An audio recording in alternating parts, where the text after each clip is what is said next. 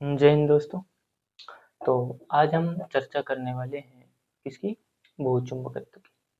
जब हमने पिछली क्लास देखी तो पिछली क्लास में हमने क्या देखा था? पृथ्वी की आधुनिक आंतरिक संरचना को देखा। हम पहले उसके पहले पृथ्वी की आंतरिक संरचना, प्राचीन विचारों पर भी बात की थी। इसके बाद हमने आधुनिक साक्ष्य पर थे तो हमारे पास अप्रत्यक्ष ही, लेकिन जैसे भूकंपी तरंगे महत्वपूर्ण योगदान दिए, तो उनके बल पे हमने देखा और पृथ्वी की आधुनिक आंतरिक संरचना को देखा। आंतरिक संरचना के जब हमने जो लास्ट में हमने देखा, तो जो केंद्र का जो कोर था, जो पृथ्वी के केंद्र था या जिसे हम कोर कहते हैं, उस कोर की दो प्रकृति थी। दो प्रकृति का मतलब जो कोर था तो वो बाह्य कोर जो तरल था, और जो अंदर का कोर या आंतरिक कोर था वो कैसा था? ठोस था। उस ठोस में निकिर और जो हमारा फेरस था, उसकी वजह से वो भूचुंबकत्व पदार्थ हुई या चुंबकीय पदार्थ हुई। और जो तरल था उस पर हमने देखा कि संवहन प्रक्रमों के द्वारा सा, यानी अणुचक्र की वजह से विद्युत घर्षण हुआ, उससे विद्युत आया। फिर इसके बाद क्या हुआ? विद्युत चुंबकत्व आया, उस क्षेत्र में पहुंचने की वजह से विद्युत हुआ, तो वो जो क्षेत्र था तो उस पे क्या हुआ? विद्युत चुंबकत्व आया। इस वजह से विद्युत चुंबकत्व की बात हम करने वाले हैं। आज हम उसी विद्युत चुंबकत्व को हम पृथ्वी में देखेंगे कि उस पृथ्वी में कैसे वो काम कर रहा है। इसलिए आज हम किसकी बात करने वाली है? भूचुंबकत्व की बात करने वाले हैं। क्या है? साउथ पोल है और ये हमारा नॉर्थ पोल है। मैं मैग्नेटिक साउथ पोल और नॉर्थ पोल की बात कर रहा हूँ। तो इसका ये क्या है? साउथ है और ये नॉर्थ है, और ये हमारा नॉर्थ है और ये साउथ है। एक क्या हो सकता है?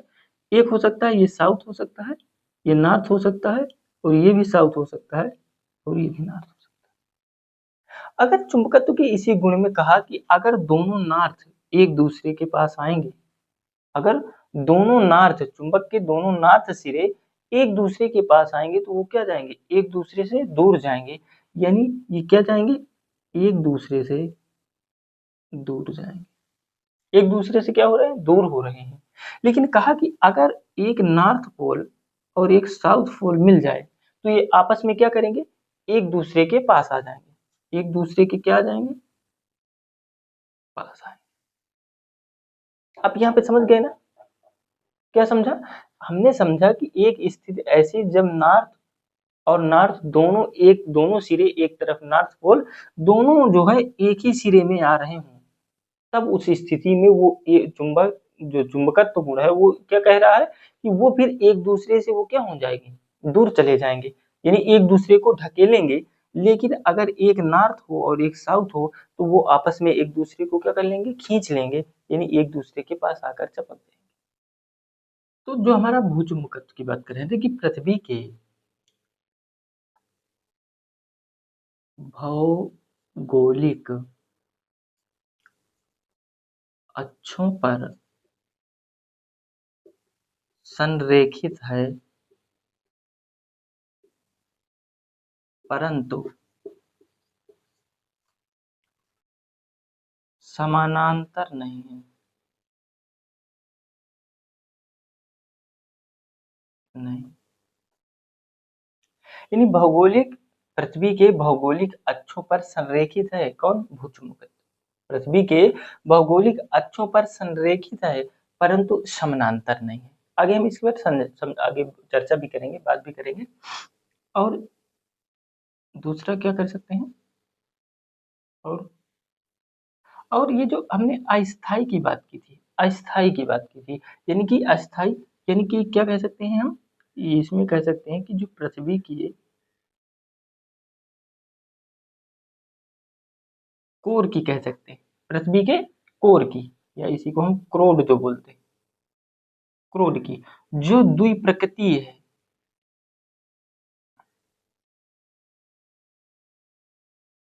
द्वि प्रकृति है कि वो बाह्य क्या है? तरल है, बाह्य कोर तरल है, और जो आंतरिक है वो कैसा है? वो ठोस है। और इसी तरल और ठोस की वजह से क्या आता है? भूचुंबकत्व।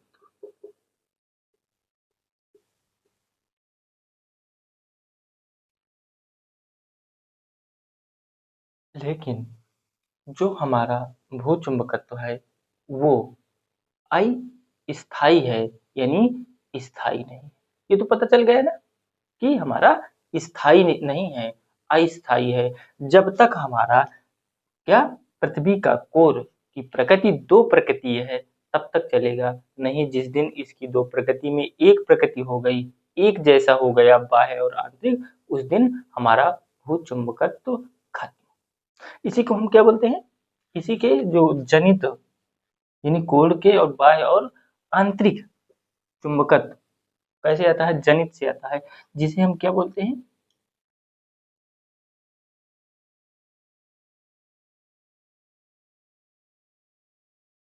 Temporary magnet. टेम्पोररी मैग्नेट यानी कि हमारा अस्थायी चुंबकत्व, टेम्पररी मैग्नेट। और इसी को हम प्रकृति प्रकृति यानी टेम्पररी मैग्नेट, इसी को हम क्या बोलते हैं, डायनमो प्रभाव। क्या बोलते हैं, इसी को हम डायनमो प्रभाव कहते हैं। डायनमो प्रभाव क्या है कि जब तक कोर में द्वि प्रकृति है, प्रकृति द्वि प्रकृति है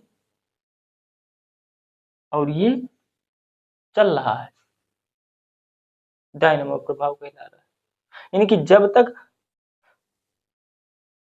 जब तक विद्युत का प्रवाह हो रहा है, क्या हो रहा है, विद्युत का प्रवाह हो रहा है, तब तक हमारा विद्युत चुंबकत्व बनेगा। जिस दिन विद्युत का प्रवाह रुक गया उस दिन भूचुंबकत्व या विद्युत चुंबकत्व खत्म। ये हमारा डायनमो प्रभाव कहलाता है। इस प्रकार से अब हम इसको देखते हैं, जो हमने भौगोलिक अक्षों पर संरेखित परंतु समानांतर नहीं है, इसको देखते हैं। और जो हमारी आगे की ये कि वो उसका काम क्या है, ये क्या कैसे बचाता है हमको, या हमारे पर्यावरण को, उसकी भी चर्चा करेंगे। तो हमने देखा कि ये हमारी क्या है, ये हमारी पृथ्वी, क्या है, हमारी पृथ्वी। और पृथ्वी का अपना एक क्या है, अक्ष है, क्या है, अक्ष है। और उसी अक्ष पर वो क्या कर रही है, घूम रही है। वो अपने ही अक्ष पर क्या कर रही है, घूम रही है। और इसको हम क्या बोलते हैं, भौगोलिक अक्ष।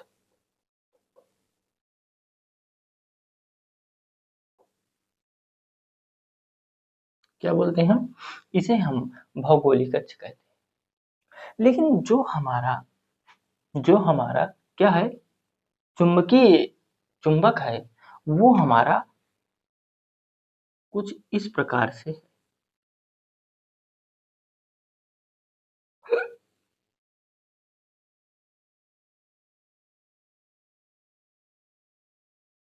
कुछ इस प्रकार से, यानी इसको हम क्या बोलते हैं, geographical north pole. Geographical north pole हो गया, ये हमारा क्या हो गया, जियोग्राफिकल साउथ पोल हो गया। और इसे हम बोलते हैं क्या, मैग्नेटिक नॉर्थ पोल। और इसे बोलते हैं मैग्नेटिक साउथ पोल। तो ये भी south pole, north pole, north pole, south pole, लेकिन ये हमारा भौगोलिक है, भौगोलिक अक्ष है। और ये हमारा क्या है, मैग्नेटिक है।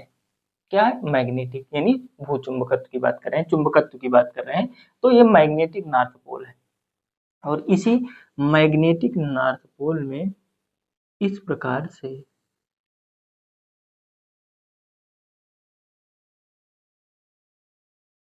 हमारा भूचुंबकत्व बनता है।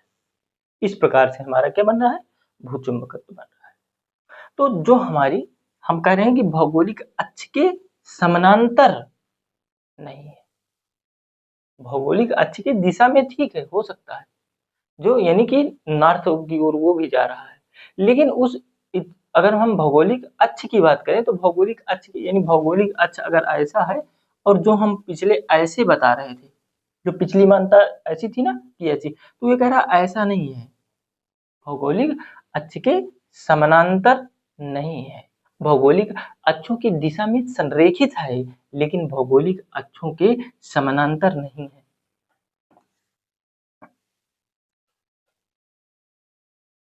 यह हमारा क्या कहलाया, ये हमारा मैग्नेटिक मैग्नेटिक अक्ष, ये हमारा जियोग्राफिकल है, भौगोलिक है, और ये हमारा मैग्नेटिक है, ये जो आ रही है क्या, अच्छा। हमने देखा कि जो हमारी, अगर ये यहाँ पर अगर मैं कैंपस कैंपस रखता हूँ तो ये इधर की ओर इंगित कर रहा है और ये इधर की ओर इंगित कर रहा है, तो मतलब कि हम सीधा सीधा कह सकते हैं कि ये हमारा साउथ होगा और ये नॉर्थ होगा, होगा कि नहीं होगा, क्योंकि अगर ये नॉर्थ है साउथ, तो नॉर्थ साउथ एक तरफ आते हैं, अगर यहाँ पे नॉर्थ कह देते और ये भी नॉर्थ है तो एक दूसरे के पास थोड़ी ना जाते, एक दूसरे की तरफ दिशा में नहीं जाते, विपरीत चले घूम जाते, तो इसलिए इसको हम क्या बोले, ये साउथ है और ये नॉर्थ ही होगा, ऐसा निकल के आया। जो हमारा चुंबकत्व था, ये जो हमारा मैग्नेटिक अच्छा है, इसी से इस पृथ्वी पर क्या हुआ, ये मैग्नेटिक पोल बने, ये क्या बने, ये मैग्नेटिक पोल बने, और इस प्रकार से क्या बना, ये मैग्नेटिक पोल।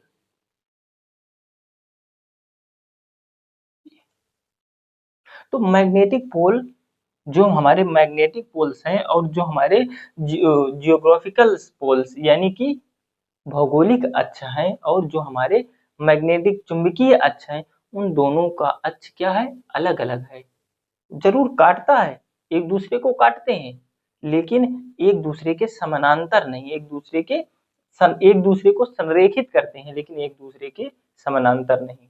तो ये हमको समझ में आएगा कि मैग्नेटिक पोल क्या होते हैं और जियोग्राफिकल पोल्स। तो अगर कभी आपको पढ़ने को मिले कि जो हमारे चुंबकीय उत्तरी ध्रुव और दक्षिणी ध्रुव और जो हमारे भौगोलिक अक्ष, तो इनमें से अब अंतर तो आप कंफर्म कर पाएंगे कि जो हमारा मैग्नेटिक पोल्स और जो हमारे जियोग्राफिकल पोल्स होते हैं वो दोनों अलग अलग होते हैं, और इस प्रकार से हमारी क्या है, ये इस दिशा में हमारी क्या है, भूचुंबकत्व बन रहा है, और इस प्रकार से ये हमारा भूचुंबकत्व है जो हमारे पृथ्वी के वायुमंडल को क्या है, सुरक्षित कर रहा है।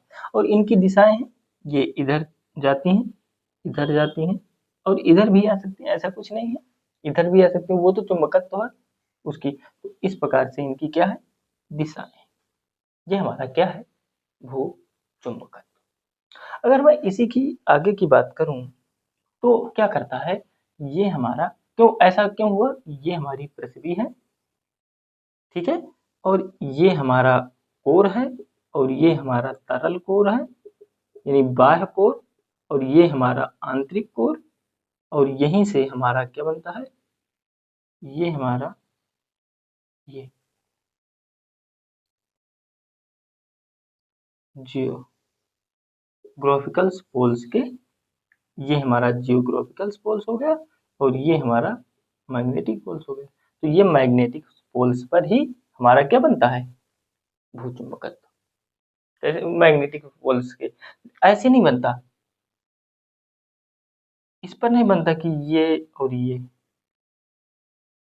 ऐसे नहीं बनता, नहीं, ये क्या है, ये गलत है, ऐसे बनता है जो हमारा मैग्नेटिक पोल्स के ऊपर बनता है, क्योंकि यहाँ पर जो है हमारा क्या हो रहा है, यहाँ संवहन हो रहा है और यहाँ ठोस है, दो प्रकृति, और इस वजह से हमारा भूचुंबकत्व बना। अगर मैं भूचुंबकत्व बना और ये हमारा, आप कई शब्द सुने होंगे, जो चुंबकत्व नति, चुंबकत्व दिक्पात, चुंबकीय क्षेत्र, है ना, चुंबकीय नति, चुंबकीय दिक्पात, चुंबकीय क्षेत्र, चुंबकीय, कई और सारे शब्द सुने होंगे। उन्हीं में से एक शब्द है चुंबकीय दिक्पात। कि जो चुंबकीय दिक्पात होता है, चुंबकीय क्षेत्र क्या होता है? चुंबकीय क्षेत्र जहाँ पर चुंबक जो है चुंबकत्व तो आ रहा हो, चुंबकीय क्षेत्र। चुंबकीय दिक्पात की बात करते हैं, ये हमारा क्या है? अब समस्या क्या है यहाँ पे देखिए, समस्या ये है कि हम जो है मान लीजिए हमारा ये है कि जो हमारा क्या चुंबक है वो नॉर्थ दिशा या नॉर्थ ध्रुव, उत्तरी ध्रुव की ओर लेके चला जाएगा। लेकिन आपको क्या लगता है कि जो हमारा भौगोलिक है, जो आज हम देख रहे हैं कि हमारा ध्रुव कहाँ पे, उत्तर ध्रुव, दक्षिणी ध्रुव, ये तो हमने मैग्नेटिक पोल्स की बात कर ली ना। लेकिन जो हमारा तो चुंबक किसको इंगित करता है? चुंबक की जो दिशा होती है वो हमारे जियोग्राफिकल नॉर्थ पोल की ओर इंगित करता है कि हमारा जो है मैग्नेटिक पोल्स की तरफ करता है। जो हमारा कंपास होता है, कैंपास, उस कैंपास की जो दिशा होती है नॉर्थ की ओर इंगित करने की, तो मैं कह रहा हूं कि वो जियोग्राफिकल नॉर्थ पोल को इंगित करता है कि मैग्नेटिक नॉर्थ पोल को इंगित करता है? तो वो हमारा मैग्नेटिक नॉर्थ पोल को इंगित करता है, ना कि जियोग्राफिकल नॉर्थ पोल को। क्या करता है? वो इसको नहीं करता। जियोग्राफिकल नॉर्थ यानी भौगोलिक जो हमारा उत्तरी ध्रुव है उसको नहीं, जो आज हम देखते हैं ना कि उत्तरी ध्रुव, दक्षिणी ध्रुव, इसको नहीं करता। वो भाई साहब मैग्नेटिक नॉर्थ पोल, चुंबकीय उत्तरी ध्रुव को इंगित करता है। यानी कि अगर मैं कहूं कि ये हमारा चुंबकीय अक्ष है, क्या है? चुंबकीय अक्ष है। और ये हमारा, ये जियोग्राफिकल है और ये हमारा मैग्नेटिक है। ठीक, जियोग्राफिकल है और मैग्नेटिक। तो अगर मैं कह रहा हूं कि हमें यहाँ जाना है, यहाँ जाना है, तो हम पहुंचेंगे कहाँ? अगर हम उत्तर की ओर जा रहे हैं, अगर हमको ज्ञान नहीं है तो हम क्या करेंगे? ऐसे हमने यहाँ से मान लीजिए यहाँ से चले, तो हमने कहा ऐसे करके ऐसे ऐसे ऐसे ऐसे ऐसे चले जाएंगे कंपास, तो हम क्या पाएंगे? तो नहीं, क्या पाएंगे? उत्तरी ध्रुव पर जाएंगे क्या? नहीं पाएंगे। क्यों? क्योंकि उत्तरी ध्रुव हमें जो है अगर हम कैंपास की जाएंगे तो हम यहाँ पहुंच जाएंगे।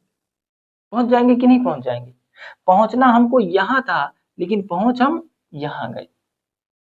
हम ये रास्ता हमको क्या कर दिया? गलत रास्ते पर लेके जा रहा है। लेकिन जो हमारा कंपास था वो तो यहीं लेके जाएगा, वो सही रास्ते पे लेके गया। हमारी गलती कि हम यहाँ नहीं पहुंचे। अगर हमें उत्तरी ध्रुव ही पहुंचना था तो हम कंपास का सहारा लेते। लेकिन जो उसमें त्रुटि, और इसी कोण को हम क्या बोलते हैं? जो हमारा मैग्नेटिक नॉर्थ पोल्स और या मैग्नेटिक पोल्स और जो जियोग्राफिक पोल्स हैं उनके बीच में जो कोण बनता है, ये थीटा, ये बना कि नहीं बना? ये जो हमारा थीटा का कोण बनता है, इसी थीटा कोण को हम क्या बोलते हैं? त्रुटि बोलते हैं। क्या बोलते हैं? त्रुटि बोलते हैं। क्या बोलते हैं? त्रुटि। और इसी त्रुटि को हम क्या बोलते हैं? चुंबकीय दिगपात।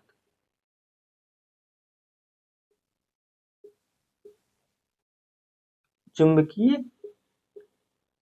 दिगपात।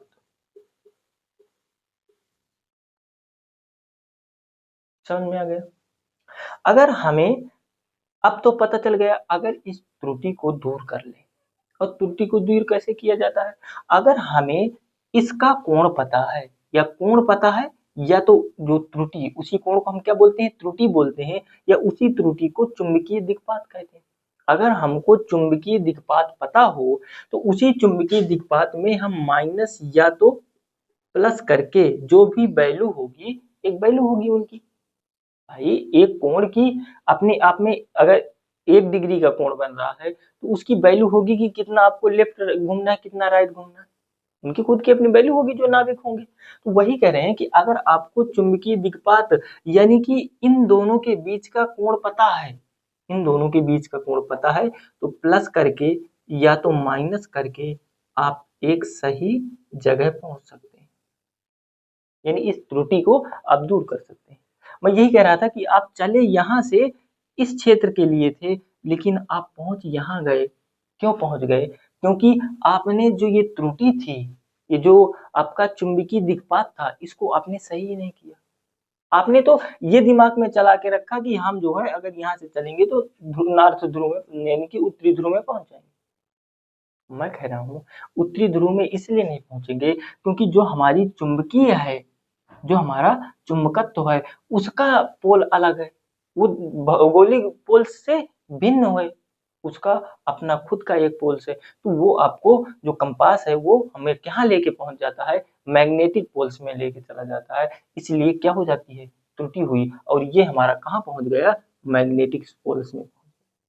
लेकिन उसने कहा कि आप अगर मैग्नेटिक पोल्स में नहीं पहुँचना चाहते, अगर आप मैग्नेटिक पोल्स में नहीं पहुंचना चाहते, तो इन दोनों के बीच का जो कोण था, उसको अगर आपने पता कर लिया, उस त्रुटि को आपने पकड़ लिया, या उस जो है त्रुटि की बात करें, या तो उस त्रुटि को और किस नाम से जानते हैं, तो चुंबकीय दिग्पात के नाम से जानते हैं।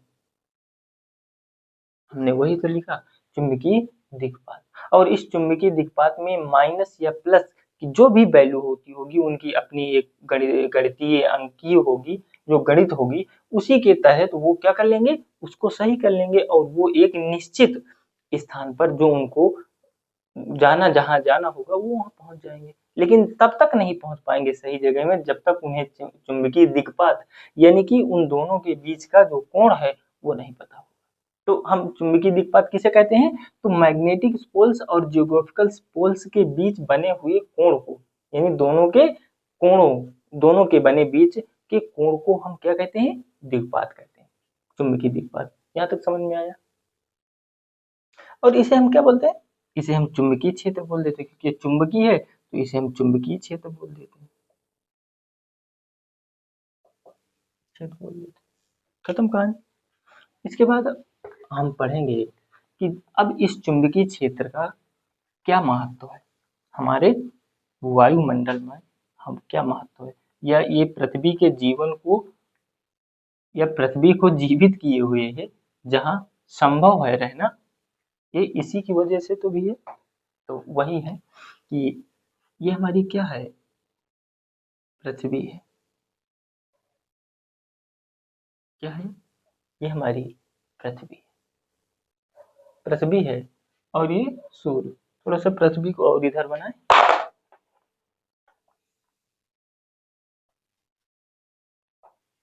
हम थोड़ा सा पृथ्वी को यहाँ पे बना रहे हैं, ये पृथ्वी में मैं कह रहा हूँ ये हमारा क्या है, सूर्य, सन। और यहाँ से क्या आ रही हैं,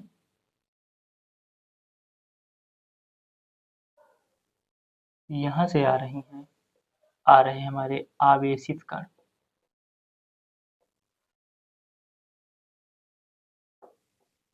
और क्या रहा है, तो सूर्य तप आ रहा है, और क्या रहा है, सौर पवनें आ रही,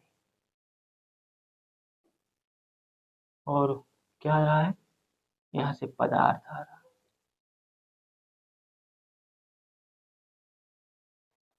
और ये कहाँ आ रहा है, ग्रहों पर आ रहा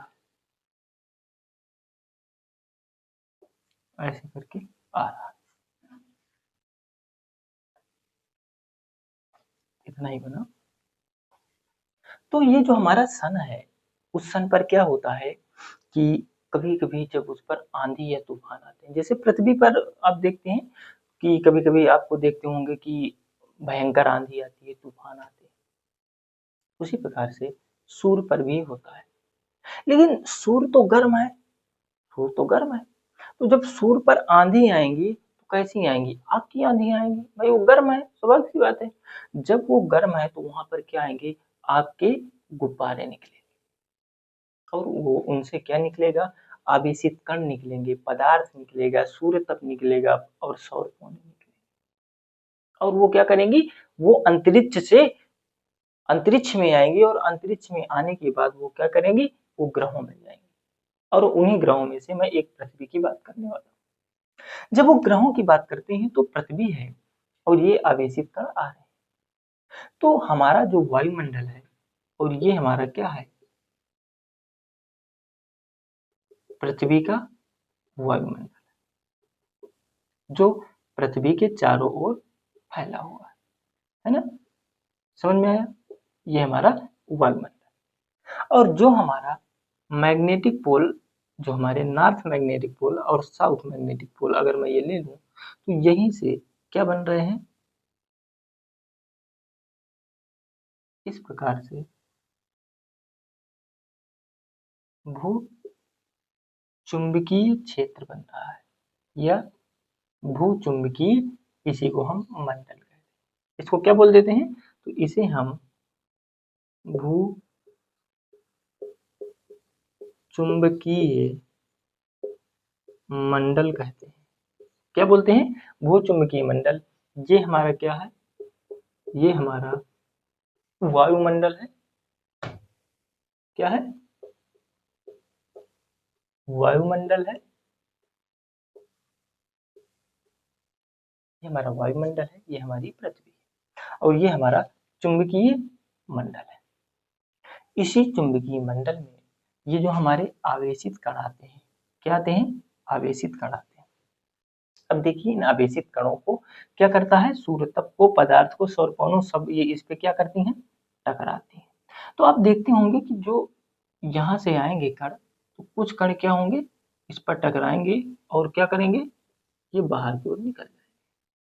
कहाँ निकलेंगे, बाहर की ओर निकल जाए।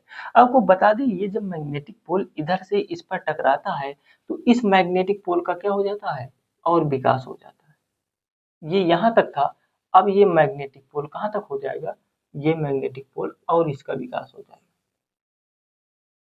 समझ रहे हैं ना। जब यहाँ से ये क्या करेगा, ये हमारा पदार्थ है, ये जब इस पर टक्कर मारेगा तो ये इधर से पिचकेगा और इधर क्या हो जाएगा, फैल जाएगा। तो ये भी एक जो इसमें लक्षण होता है कि जब इस पर कोई पदार्थ आके टकराता है, तो ये दूसरा पदार्थ क्या हो जाता है, फैल जाता है और ज्यादा प्रोटेक्ट करता है उसको।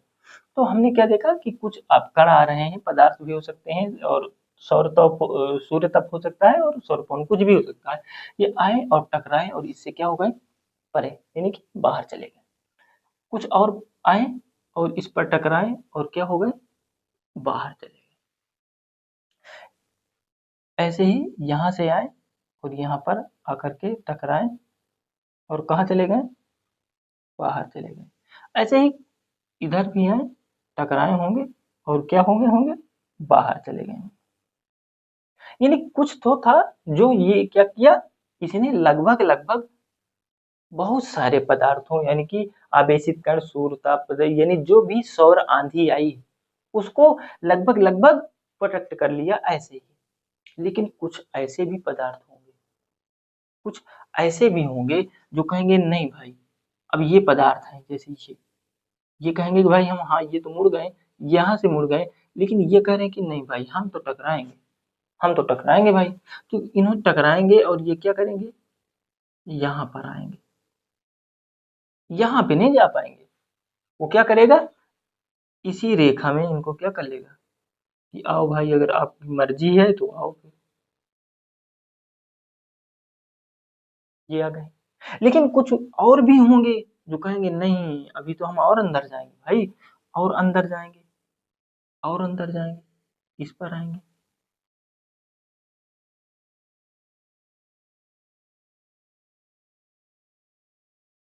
अभी इसके अंदर जाने के बाद अब प्रोटेक्शन खत्म, प्रोटेक्शन खत्म, कौन सा, विद्युत चुम्बकीय।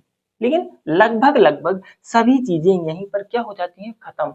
अगर और लेयर होंगी, और कई लेयर होंगी, प्रोटेक्शन तब तक खत्म नहीं होगी जब तक आप खत्म नहीं होंगे। कौन, सूर्य आंधी। और वो सूर्य आंधी इन्हीं पर क्या करेगी, सौर तप, पदार्थ हो, आवेशित कण हो, सौर पवन हो, इसी पर क्या करेगा, ये घुमाएगा कि चलो भाई अगर आपकी थी इच्छा तो अभी अंदर नहीं, इसी पर क्या करेगा, इसी लाइन पर क्या करेगा, इसी क्षेत्र में घुमा देगा इसको कि चलो घूमो भाई। लेकिन ये घूमेंगे, कहीं ना कहीं जाएंगे, क्षति पहुंचाएंगे। तो क्या हुआ, मान लीजिए ये इधर गया और ये इधर आए, तो ये आए और यहाँ पर क्या करेंगे, यहाँ पर आकर के क्षति पहुंचाएंगे कि नहीं पहुंचाएंगे, तो इस वाले वायुमंडल को क्षति पहुंचाया। ये यहाँ आकर के यहाँ आए और यहाँ पर क्या किए, यहाँ पर क्षति पहुंचाई। यानी कि जो सौर आंधी आ रही है वो हमारे समस्त वायुमंडल को प्रभावित नहीं कर पा रही है। वो अगर प्रभावित कर भी पा रही है तो सिर्फ कहाँ प्रभावित कर पा रही है, ध्रुवों पे कर रही है। मैग्नेटिक नॉर्थ पोल में और मैग्नेटिक साउथ पोल में करेगी। अब यहाँ पर देखिए अंतर स्पष्ट कर रहा हूं। अब यहाँ से क्वेश्चन अगर ये पूछ ले और ये एक मैग्नेटिक कि जो हमारे विद्युत चुम्बकीय है या भू चुंबकत्व की वजह से जो ध्रुव ध्रुव हमारे जो ध्रुवीय वायुमंडल खत्म होती है, तो कौन सी ध्रुवीय वायुमंडल है, यानी कि भौगोलिक है कि मैग्नेटिक है, तो कौन सी, मैग्नेटिक। तो यहीं पर जो हमारे ध्रुवीय पर क्या करेगी, इसी मैग्नेटिक ध्रुवों पर, यानी कि ध्रुवीय वायुमंडल चाहे वो नॉर्थ हो चाहे साउथ हो, इन्हीं ध्रुवीय वायुमंडल का क्या होता है, थोड़ा बहुत ह्रास होता है। अगर जितना भी ह्रास होगा वो सिर्फ ध्रुवों पर होगा, ना कि अन्य जगह। तो वायुमंडल पूरा सेफ कर लिया, सिर्फ कहाँ पर दिक्कत हुई, तो अगर ये नहीं मानेंगे अंदर आएंगे भी तो सिर्फ यहीं पर होगा। और यहाँ पर जब ये आते हैं और ये क्या करते हैं, हर वायुमंडल से मिलते हैं, तो वायुमंडल में एक क्या मिलता है, प्रकाश पुंज होता है। क्या होता है, प्रकाश का पुंज आता है, यानी प्रकाश पुंज का मतलब लाइट जलती है, और उसी को हम क्या बोलते हैं, अरोरा। क्या बोलते हैं, अरोरा बोलते हैं। तो अरोरा को दोनों जगह अलग अलग से जानते हैं। इसको भी क्या बोलते हैं, अरोरा बोलते हैं।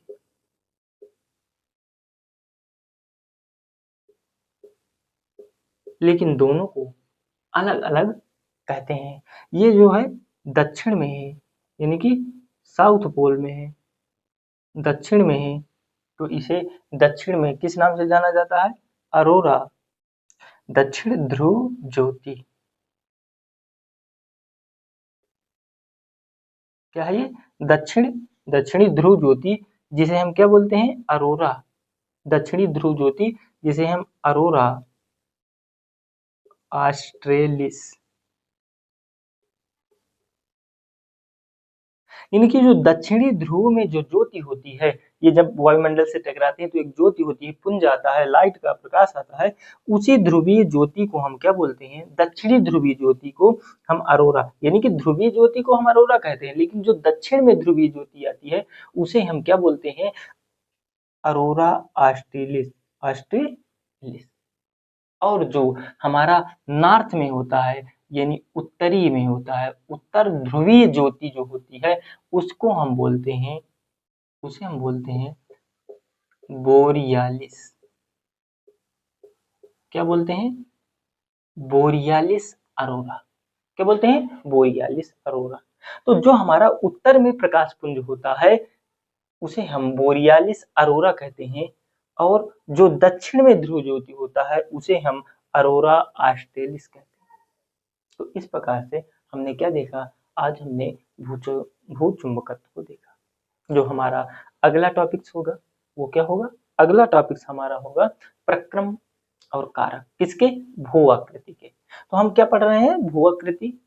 तो भू आकृति में हम क्या पढ़ेंगे, अगला जो हमारा सेगमेंट्स होगा, वो जो टॉपिक्स होगा वो क्या होगा, वो होगा कि भू आकृति के प्रक्रम और कारक क्या होंगे।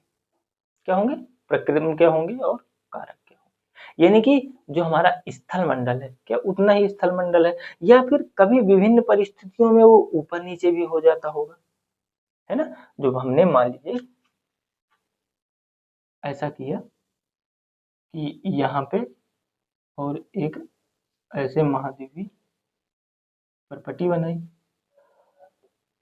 तो हमने कहा ये जो 100 किलोमीटर है वही क्या है, हमारा स्थल मंडल है। और नीचे क्या है, स्टेनोस्फेयर है। क्या है, स्टेनोस्फेयर है। तो स्टेनोस्फेयर क्या करता है, कभी कभी जब मान लीजिए यहाँ पर बर्फ आ गया, क्या गया? ऐसे तो ठीक है यहाँ तक, लेकिन बर्फ जब आया, बहुत सारा बर्फ यहाँ पे लद गया अगर, तो ये दबेगा कि नहीं, इस पर भार पड़ेगा। जब भार पड़ेगा तो क्या ये ऐसे दबेगा कि नहीं दबेगा?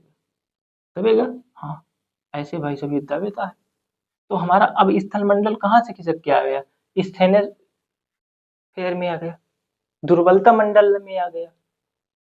तो जब इसमें आ जाता है, तब ये होता है कि भाई साहब अब तो इसी को हम क्या कहते हैं कि जो हमारा, फिर हम स्थल मंडल को कहते हैं कि स्थैन जो हमारा स्टेशनोस्फेयर है, उस पर जो तैर रहा है, उसी को हम स्थल मंडल कहते हैं, यानी कि आ भी जाएगा। तो अब देखो स्टेनोस्फेयर में क्या हो जाएगा, यहाँ यहाँ इसके आसपास का जो ये होगा, ये उधर उधर जाएगा कि नहीं होगा, भागेगा। और कहते हैं कि जब ये ऊपर जाएगा तो फिर ये जो था वो फिर आ जाएगा।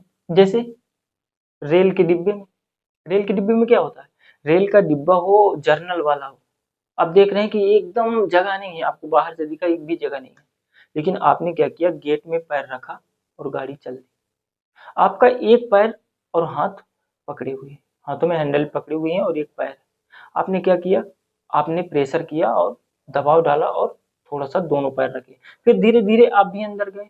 और हो सकता है जब अगले स्टेशन में आएंगे और उसी में दो चार होंगे, तो क्या हो गया, और क्या हो रहा है, वो दबाव आ रहा है।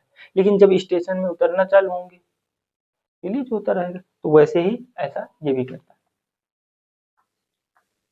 तो हमारी जो अगली बात होगी वो किस पर होगी, तो भू आकृति के प्रक्रम और कारकों पर बात होगी।